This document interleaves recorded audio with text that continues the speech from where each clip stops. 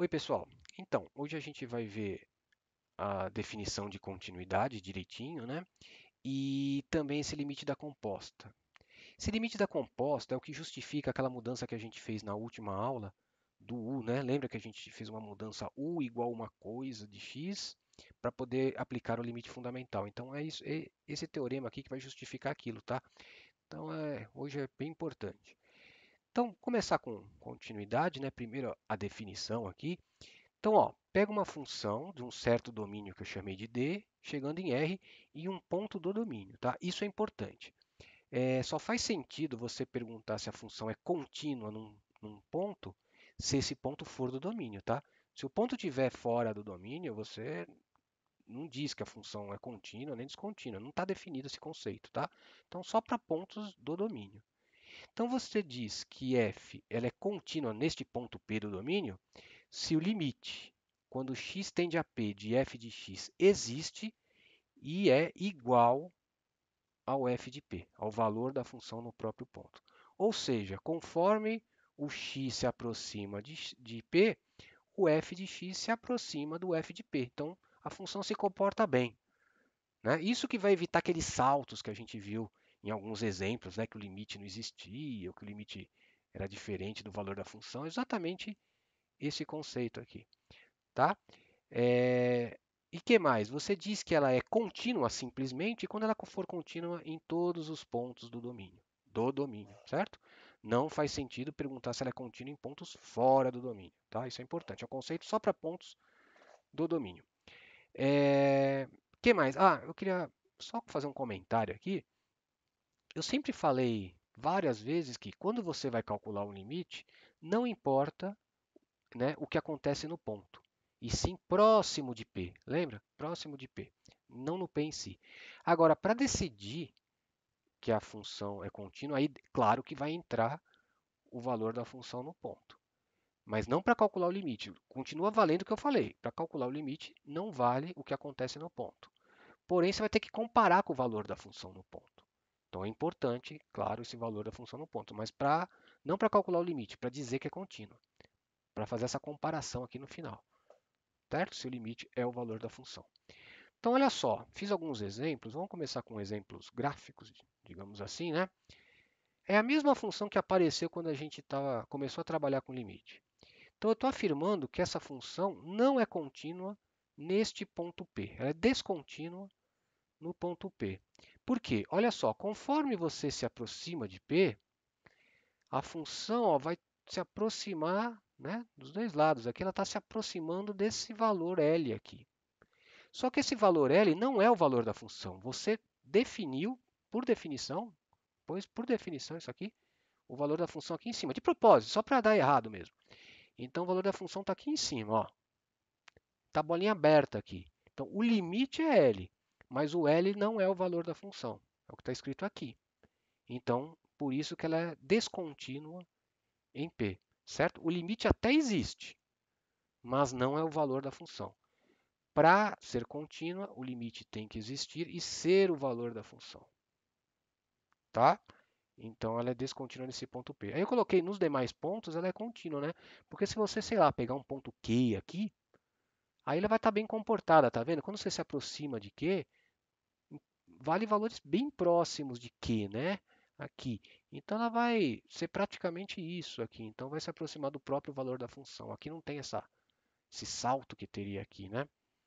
Certo, gente? Então é só nesse ponto aqui que eu defini diferente para que ela é descontínua. É que você tem que fazer algo deste tipo, né, para obter uma descontinuidade. As funções que a gente conhece lá do ensino médio, elas são todas contínuas. Depois eu vou mencionar isso aí. Então, olha esse outro exemplo. Essa função também é descontínua em P. Não é contínua nesse ponto P, mas por um motivo diferente. Aqui, conforme você se aproxima de P, se for pela direita, a função se aproxima desse valor que é o f de P. Até aí estava indo bem. Ó, o valor da função está aqui, na bolinha fechada. Porém, quando você se aproxima pela esquerda, a função se aproxima deste valor aqui, que não é o f de P. Então, moral da história, os limites laterais dessa função são distintos, são diferentes. Então a gente viu que quando os limites laterais são diferentes, o limite não existe. Então se ele não existe, não pode ser igual a f de p, né? Ele é algo que não existe. Então, claro que não dá f de p. Então é uma função descontínua, certo? É, é uma descontinuidade diferente da outra, né? Aqui o limite até existe, mas não é o valor.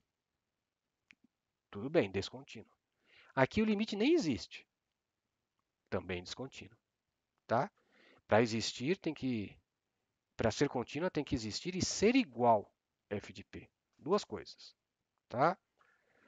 Vamos para o próximo. Acho que o próximo são coisas contínuas que vocês no fundo já conhecem.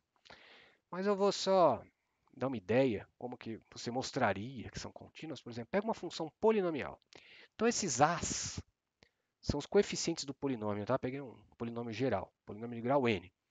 Eu estou afirmando que ela é contínua em qualquer ponto p do domínio. Qual é o domínio do polinômio? Real. Contínua em qualquer p real. Para ver isso, o que você tem que fazer? Você tem que calcular o limite dela neste ponto p, arbitrário, e torcer para dar f de p. Aí isso é definição de função contínua. Então, ó, isso segue das propriedades de soma e produto dos limites, né? O limite da soma é a soma dos limites, o limite do produto é o produto dos limites. Então, olha só, se você calcular o limite de f, nessa passagem eu só coloquei a expressão de f, que é o polinômio aqui, ó. Só que como o limite da soma é a soma dos limites, o limite do produto é o produto dos limites, quando x tende a p, isso vai tender a p a n. Multiplicado por a n vai tender a n pn, certo? Parece que a gente não faz nada, mas estamos usando o limite do produto aqui para dizer, porque potência é um produto, né? N fatores. Nós estamos usando o limite do produto para calcular que isso é a n. Agora, fazendo isso com todas as parcelas, e como o limite da soma também é a soma dos limites, aqui tudo certinho, vai dar o próprio polinômio em p, tá vendo? Mesmo polinômio trocando x por p, que é o f de p, que é o que a gente queria. Então você vê que um polinômio, só usando essa propriedade de soma e produto dos limites, o polinômio é uma função contínua, certo? Claro que pelo gráfico, você sabe mais ou menos, né, o gráfico dos polinômios, pelo menos alguns, né? Você vê que não tem aquela coisa que acontecia, esse salto, essa descontinuidade, né? Que mais? Tá.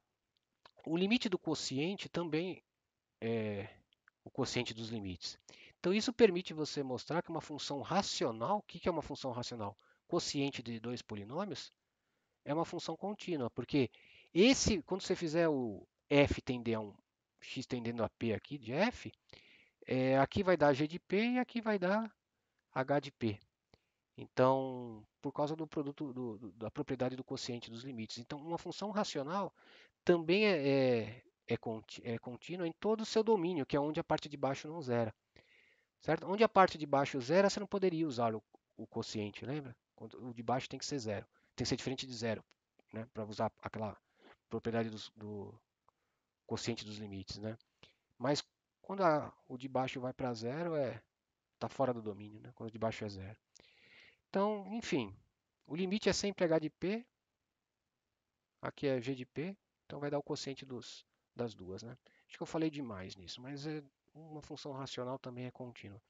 Generalizando aqui, que a gente usou aqui e aqui, na verdade, se você tiver duas funções contínuas, soma, produto, quociente delas também são funções contínuas, tá? Mais para frente eu vou mostrar seno, cosseno também, tudo função contínua. Então, para você ter uma função descontínua, você tem que meio que forçar a barra, né? Como o próximo exemplo aqui, ó. Você tem que... Só que se fosse só isso, é um polinômio. Você sabe que é contínuo. Aqui também, se fosse só isso. Agora eu vou emendar os dois. Para maior ou igual que zero, eu vou dizer que é x² mais 1. E para menor que zero, eu vou dizer que é o x ao cubo. Então, se você tem um número negativo, você olha aqui para calcular f. Se você tem um número maior ou igual que zero, você olha aqui para calcular f, tá? Então, mas nesses casos aqui que você vai poder ter uma função descontínua, né? Porque as que a gente conhece do ensino médio são todas contínuas. Então a pergunta f é contínua nesse ponto p igual a zero, que é justamente o ponto da emenda aqui, que é o ponto que pode dar problema, né? Por exemplo, para pontos positivos, pego um P positivo. Bem próximo de P, os valores de x também são positivos, então ele vai praticar, a função só vai enxergar x² mais 1, né, que é contínua. Quando você fizer o limite, você vai considerar só x² mais 1, vai dar certinho, vai ficar o valor da função. O problema vai ser justamente nessa emenda, vocês vão ver, porque de um lado é uma coisa, do outro lado é outra coisa, não importa que você está perto, bem perto. Qualquer proximidade, qualquer vizinhança, os pontos vão ter pontos negativos e pontos positivos, que a função vai obedecer duas fórmulas. Aí você vai ter que ver se a junção dessas duas fórmulas foi bem feita. Então, olha só, a definição é a mesma. Eu tenho que calcular o limite de f e ver se é o valor da função. Então, ó, para que a função seja contínua no zero, a gente tem que calcular o limite quando x tende a zero de f e torcer para ser o f de zero. Certo? Isso é definição de função contínua no zero. Para qualquer p, mas eu estou querendo no zero. Agora, olha só. Neste caso, como que eu calculo o f de zero? O zero eu vejo por aqui, porque aqui esse maior ou igual a zero. Então, o f de zero põe zero aqui e dá 1. Certo? Então, eu tenho que calcular este limite e torcer para dar 1, que é o f de zero. Se der 1, ela é contínua. Se não der 1, se não existir, ela não é contínua. Tá? Vou mostrar a conta aqui, que aqui tem um problema. Primeiro,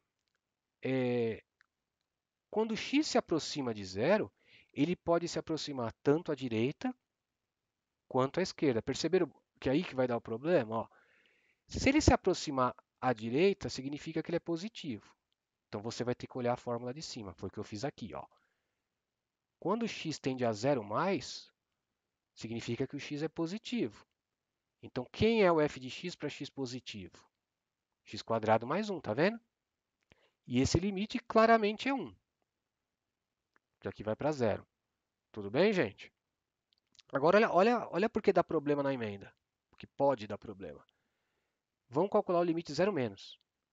Quando x tende a zero menos, qual é a fórmula que eu vou usar para f? Significa que o x é negativo. Se o x é negativo, eu tenho que olhar aqui. Então a f, na verdade, para x negativo, é que eu troquei, aqui tinha que ser um menos, tá? Para x negativo, aqui está certo, aqui que eu mantive o mais de cima.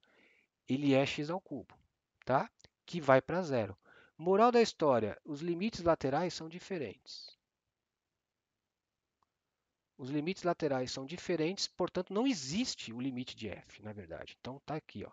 O limite de f não existe. Isso já é suficiente para dizer que a função é descontínua no ponto P. Tá? Porque o limite tem que existir e ser igual ao valor da função. Aí, se você for ver o gráfico, é uma descontinuidade parecida com aquele exemplo que a gente viu. É aqui, ó, x² mais 1 e x. Ele é aqui, igualzinho ao exemplo 2, né? Que o limite nem existe, os laterais são distintos. É assim o gráfico dessa minha f. Tá vendo a descontinuidade? Aqui tem esse salto. Agora, olha só, polêmico. Isso é polêmico, já estou avisando, mas eu preciso falar. Se a gente removesse o zero do domínio, fizesse assim, ó, tira, não existe, essa função não definida para zero, apaga. Só x maior que zero e só x menor que zero, a mesma coisa, mas apaga o zero.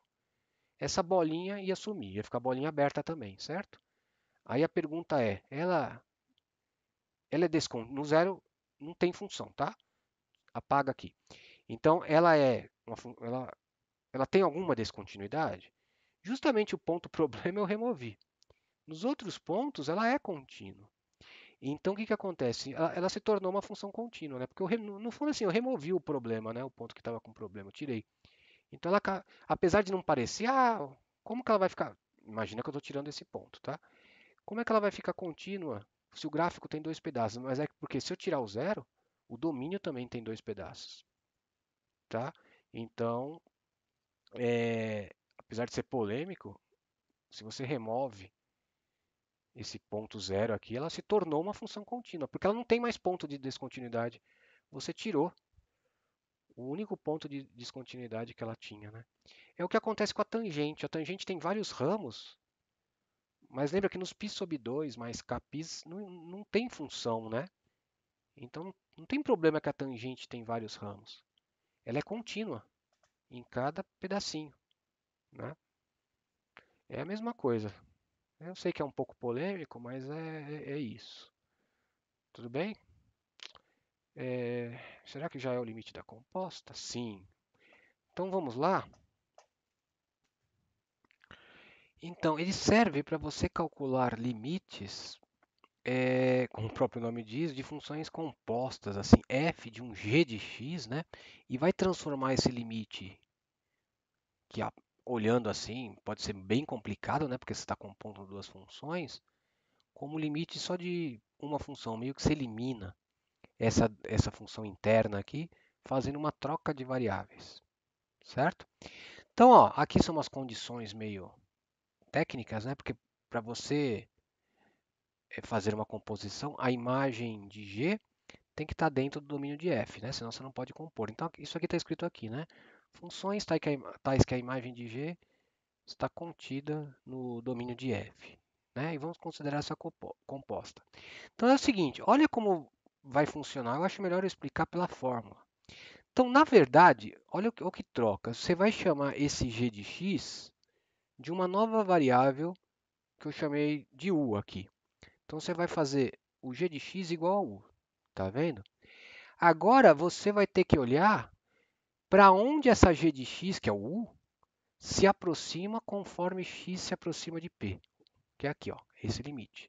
Você olha para onde o u, que é o g de x, está se aproximando como o x tende a p. Eu chamei de a. E aí você troca. Quando x tende a p, o g de x se aproxima de quem? Deste a. Então você troca o u tende a a. Esse é o u. É como se você chamasse esse u, né, e ver para onde ele se aproxima de a. Então essa é a troca que você vai fazer. Vai trocar tudo para a variável u, né? E esse teorema ele afirma que é a mesma coisa. Esses dois limites são iguais. Você pode fazer isso quase na prática. Não vai acontecer nenhum caso que não dê para fazer esse limite. Tem várias situações que você pode fazer essa troca aqui. O que vai aparecer mais para a gente são essas duas que eu coloquei aqui. Essa função resultante aqui, essa f, ela o que pode acontecer? Ela contínua neste a, uma função contínua, por isso que eu falei de função contínua antes. Se essa f resultante aqui, ela fica contínua nesse valor a, que é onde a g chega, tá? Ou então, pelo menos, por exemplo, ela não exista o f de a, ela não esteja definida em a. Isso significa que f não esteja definido em a, significa que o a não está no domínio dela. Não existe g de a, tá? Que é a maioria dos casos. A gente vai ver. Por exemplo, fundamental, lembra? Não tem no zero. A gente pode usar para fundamental, essas coisas todas. Falando assim, eu sei que é um pouco abstrato e tudo mais, mas quer dizer, tem outras condições que você pode aplicar esse teorema, mas isso aqui é o que vai aparecer mesmo na prática, tá? Normalmente vai ser uma função que não existe em A, tá? Não existe f de A. Normalmente é isso que aparece, vocês vão ver. Mas se existe f de A, por exemplo, e ela for contínua, dá certo também, tá? No Guidorize tem um exemplo onde fura essa, essa propriedade, mas é justamente porque é uma função descontínua no A e tudo mais, né? Então, e tem que ter uma outra propriedade também. É difícil furar, viu? Então tá, eu vou ilustrar, eu acho que é melhor, ao invés de ficar perdendo tanto tempo explicando aqui, eu acho melhor ilustrar com um exemplo que acho que é mais fácil de entender o mecanismo. Então, olha só, vamos calcular esse limite. Ele está um pouco parecido com o fundamental, né? Porque quando x tende a 1, aqui vai para zero, então vai para seno de zero, que é zero, então a parte de cima vai para zero e a parte de baixo também vai para zero, é uma indeterminação zero sobre zero. Mas está com uma cara de fundamental, né? Não é exatamente fundamental, porque o fundamental é seno de x sobre x e o x indo para zero. tá? Então vamos tentar transformar justamente usando a composição no fundamental. Então, ó, o que eu vou fazer? Já coloquei a conta toda aqui. Então, ó, a ideia é a seguinte: eu vou tentar transformar numa função composta, né, do tipo seno de u sobre u, que o u vai para zero. Tem que ser o mesmo u, tá, para dar o fundamental. Vocês vão ver no finalzinho aqui. Então, não é a mesma coisa, tá vendo? O que você vai fazer aqui? Para dar igual, eu vou usar que isso aqui é uma diferença de quadrados e vou colocar embaixo o que está faltando. E para compensar, eu multiplico em cima também. Tá vendo? Acrescentei esse fator x mais 1. X mais 1 aqui. Tá? Não alterei a função. Eu só dividi e multipliquei pela mesma coisa. Tá? Agora, essa parte aqui de baixo, eu vou escrever como x² menos 1. Por quê? Porque é igual o que está aqui em cima. Porque a minha intenção é usar o fundamental aqui. Olha só, esse cara já tá bem, eu não vou mexer muito. X tendendo a 1, isso aqui vai para 2. Aqui não tem problema. E aqui eu estou afirmando, depois eu vou mostrar aqui embaixo, que esse aqui é o fundamental. Por quê? Isso ele é da forma seno de u sobre u, né? Com esse u aqui indo para zero. Então, lá embaixo eu ponho, eu vou já colocar aqui que isso aqui é 1. Né? Esse é 2, você calcula diretamente. Esse é 1 porque é o fundamental. Então o produto dá 2, tá? Então esse limite é 2. Agora, qual é a justificativa dessa asterisco aqui? Ó, tá aqui. Então o que eu fiz aqui? Isso é o que eu estou querendo calcular, certo? Então eu fiz aquela mudança de variável. Essa é a g de x do teorema, que eu vou chamar de u. Essa é a g de x. Então eu tenho seno de g de x, né, sobre essa outra g de x. Então eu vou chamar tudo de u. Ó, ficou seno de u sobre u igualzinho ao fundamental. Agora, olha só, eu tenho que... lembra daquele a? Quando o x se aproxima de u, eu tenho que ver para onde isso se aproxima. Quando o x tende a 1, isso, o u vai para zero, certo? Então, eu tenho que trocar x tendendo a u por u tendendo a zero, que é para onde o u se aproxima quando o x tende a 1, certo? Então, não esqueçam dessa troca. Aí sim é o fundamental, porque tem que ir para zero. Né? Lembra, o fundamental é seno de u sobre u com o u indo para zero. Tá? Então, por isso que isso deu 1. Percebe? A mudança é que eu preciso de um enunciado longo, porque por detalhes técnicos. Mas a mudança é bem simples. Você ajeita para ficar parecido com o fundamental, seno de u sobre u, e chama essa função aqui, que seria a g, né, do tal de u para ficar igualzinho. Certo? Então, o teorema em si ele é fácil de usar. Escrever que é mais difícil. E lembra daquele detalhe aqui de cima? Eu vou voltar.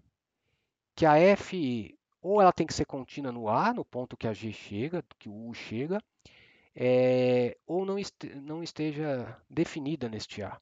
Qual que é o caso aqui? Essa é a f que ficou, seno de u sobre u. Ela não existe no zero, porque você não pode pôr zero embaixo. É uma aproximação de fato, percebe? Então, está no enunciado, de acordo com o enunciado do teorema. Isso é importante ver. Como eu disse, eu nunca vi um exercício, por exemplo, da lista que tem uma função tão ruim que você não possa fazer essa mudança. Tem que ser um caso feito para dar errado, como tem lá no livro do Guidori. Se vocês quiserem, dê uma olhada lá, que lá tem um contra-exemplo do teorema. Não é bem um contra-exemplo, né? Tem um exemplo que o teorema falha, mas é porque as hipóteses não estão satisfeitas. Tá? É uma função que não satisfaz as nossas hipóteses, tá? Essa, enfim, mas nos dá lista assim, normalmente dá certo. Você pode aplicar. Tudo bem? Se você aplicar direito, claro que vai dar certo. Né? Vamos para o próximo. Então, esse aqui vocês me pediram, que é até comentei, né, meio doentio esse, esse exemplo, que é o seno do seno, né? Tem um seno do seno de 2x sobre x. E aí ele pergunta, é o da lista, né? Pergunta quanto dá esse limite. Então, olha só, o x vai para zero, então 2x vai para zero, seno de zero é zero. De novo, outro seno de zero é zero. Então, a parte de cima está indo para zero e a parte de baixo também está indo para zero. Então, outra indeterminação zero sobre zero. A que mais aparece é essa, né? Então, pode dar qualquer coisa. Qual vai ser a ideia aqui? Também fazer aparecer o fundamental. Ah, mas é seno de um seno de 2x. Eu vou usar isso como g de x, como u, para ficar seno de u. Porque esse u aqui vai para zero. Então eu vou usar isso como u. Então eu vou colocar, igual eu fiz o outro, eu vou colocar o que está faltando, o seno de 2x, e vou multiplicar também. Vou dividir e multiplicar por seno de 2x para ficar naquela forma. Quer ver? Ó? Olha só. Então isso era o que eu tinha antes. Então olha só. Dividir por seno de 2x, mas para não alterar eu multiplico por seno de 2x também. Esse 2x, na verdade o que eu tinha embaixo era x. Eu coloquei 2x para depois fazer um outro fundamental aqui. Então eu coloquei esse 2. Para não alterar, eu já multiplico por 2. Dividi e multipliquei por 2. Tudo bem, gente? Ó, se você cancelar isso aqui, volta para o que eu tinha antes. Certo? Primeira linha, tudo bem, né? Agora olha só. Daqui para cá, eu só tirei o 2 do limite. Eu posso fazer isso, aquela propriedade do k, né? Limite de kf é k limite de f. Foi o que eu fiz. Eu coloquei esse k para fora do limite. É constante, pode. Agora, olha o que eu vou fazer. Como aqui eu vou fazer uma mudança variável, vou chamar de u o seno de 2x, e aqui eu vou chamar de u o 2x, são coisas distintas. Não dá para eu tratar junto. Cada um vai ter uma mudança específica que está pedindo para ser feita aqui. Então, primeiro eu vou fazer o quê? Vou separar esse limite em dois. O limite do produto é o produto dos limites. Posso fazer isso desde que os dois existam. E a gente vai ver que vai existir no final, tá? Então, eu vou separar em dois. Porque a mudança de um, que me ajuda a resolver um, não é a mesma que me ajuda a resolver o outro. Então, por isso que eu separei e vou tratá-los independentemente. Eu posso fazer isso. A gente viu que o limite do produto é o produto dos limites se os dois existirem. Então, ó, nesse primeiro limite, eu vou chamar o seno de 2x. Então fica u. Tá vendo? Seno de u sobre u. Igualzinho fundamental. Nesse outro, eu vou chamar o 2x de u. Só que só para não confundir as letras, eu chamei de v, tá? Mas tanto faz, se quiser chamar de t. Então chamei de v o 2x. Agora, olha só, isso é importante. Coincidiu de ser o mesmo, né?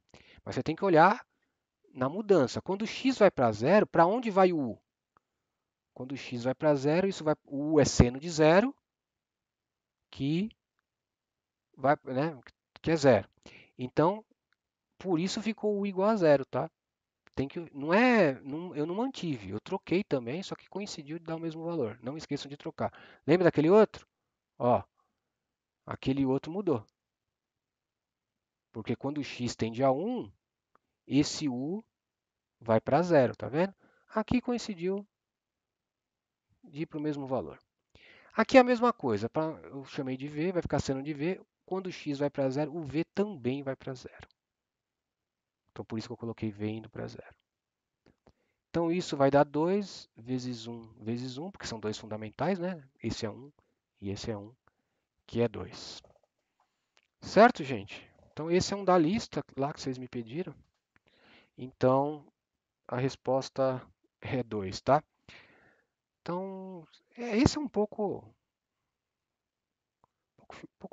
chato, né? Tem dois fundamentais aqui e tudo mais, mas um truquezinho, né? Mas vocês vão se acostumar com esses truquezinhos aqui. Deixa eu ver se eu tenho mais um, ou já é a observação. Ah, é a observação.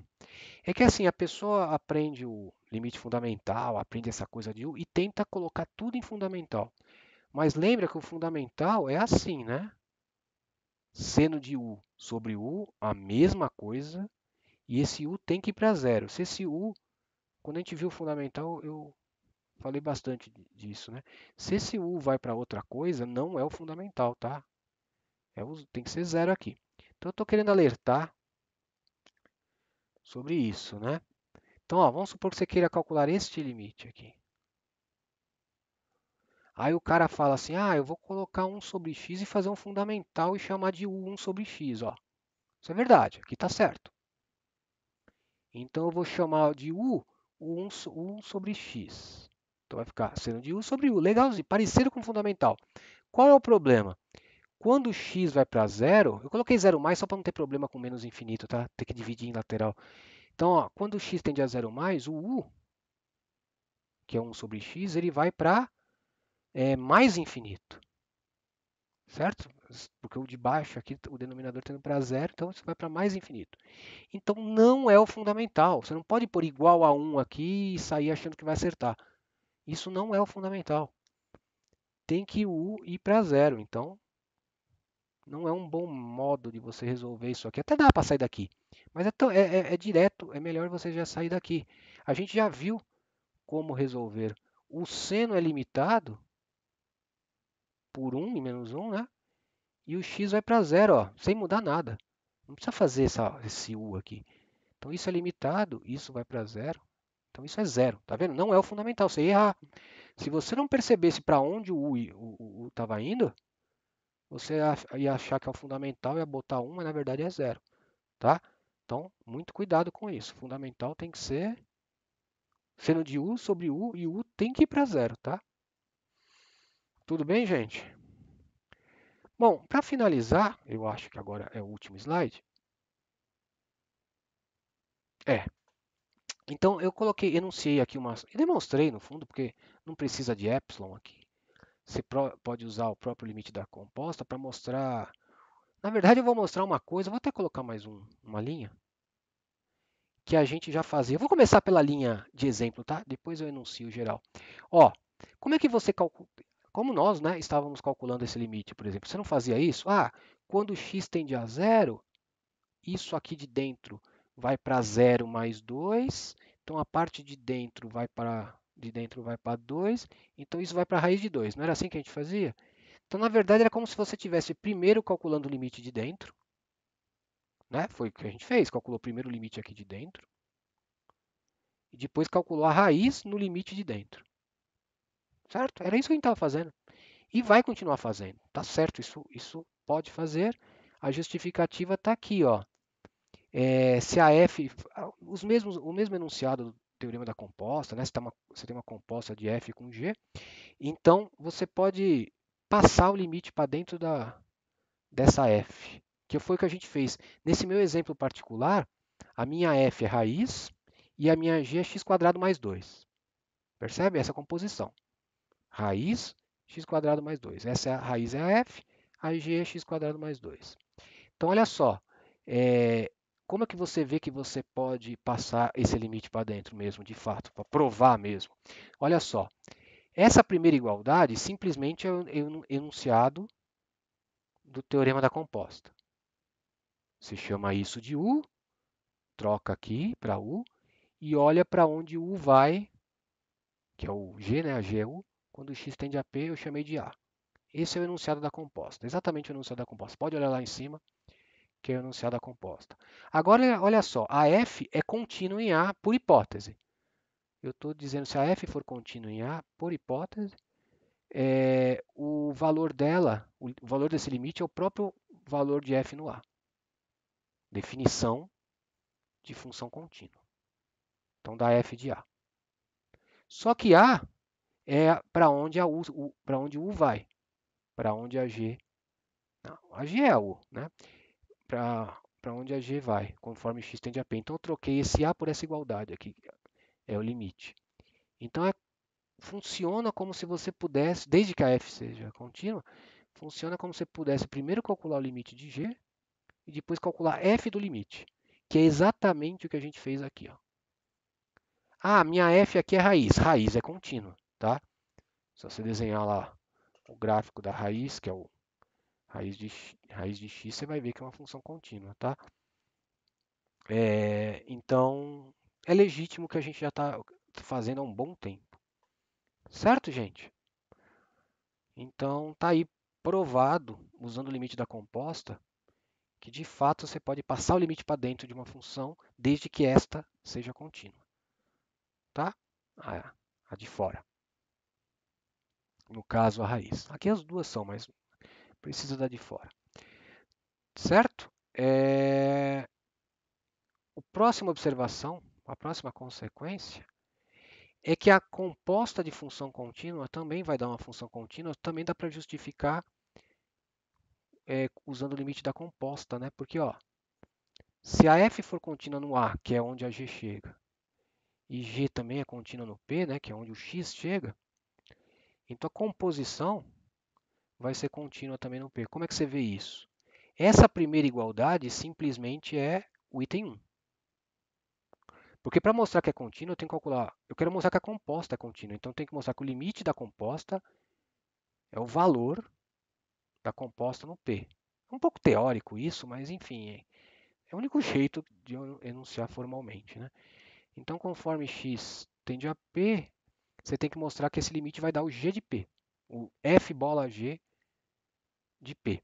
Então, essa primeira igualdade é a 1, olhando aqui e aqui. Tá vendo?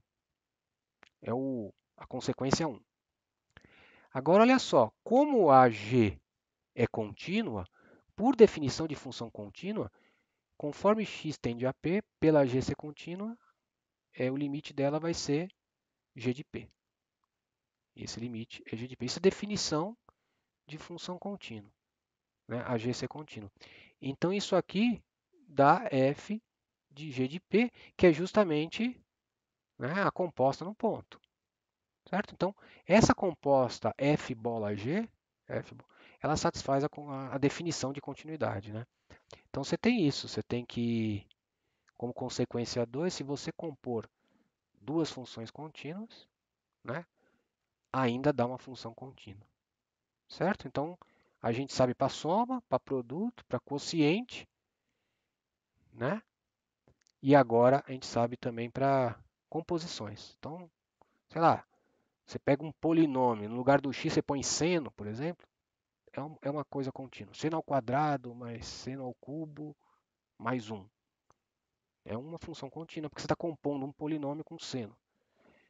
Enfim, bom, foi isso que a gente viu, né, nessa aula de funções contínuas. Então, eu vou ficando por aqui. Em breve eu subo o de derivadas, tá? Então, até mais.